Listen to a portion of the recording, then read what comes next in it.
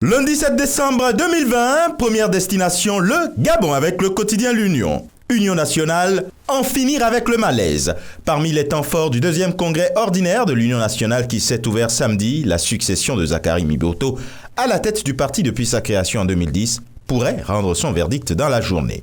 Reste à savoir tout de même si ce moment fera oublier le malaise ressenti au coup d'envoi de ces assises au travers des différentes interventions.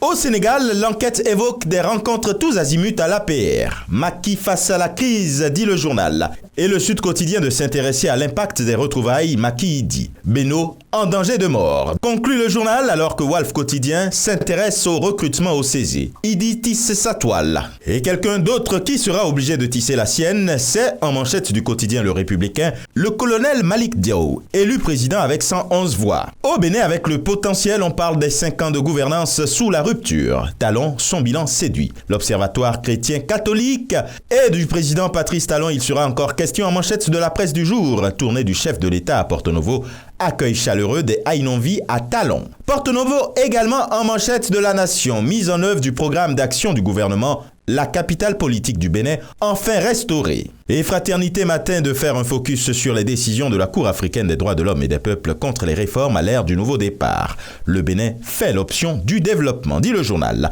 Au Burkina Faso, le quotidien L'Information pour tous dit qu'à l'occasion de la commémoration de l'indépendance du pays des hommes intègres, la nation manifeste sa gratitude à l'endroit de 1111 de ses fils et filles. Idem avec l'Express du Faso, indépendance du Burkina. 1192 Burkinabés portent de nouvelles médailles. Et l'Observateur Palga, dans sa livraison du jour, de s'intéresser au club de la presse qui a fait du dossier Norbert Zongo la une de ses travaux. Les élections régionales au Cameroun sont en manchette de Cameroun Tribune. Un vote pour l'histoire, dit le journal. Les mutations à propos des territoriales écrit « Retraités, prenez le commandement ». À coup de prorogation d'activité, le chef de l'État bloque l'ascenseur social dans la préfectorale. Et les régionales 2020 de revenir s'installer en manchette de l'œil du Sahel. Et le journal de proposer le point dans le Grand Nord. Au Togo, Liberté parle d'un acharnement sur les responsables de la DMK.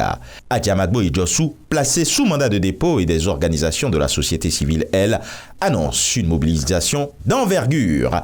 Et enfin, en Afrique du Nord, le Matin écrit que le Maroc réaffirme son attachement à mettre en œuvre l'accord de la zone de libre-échange continentale africaine.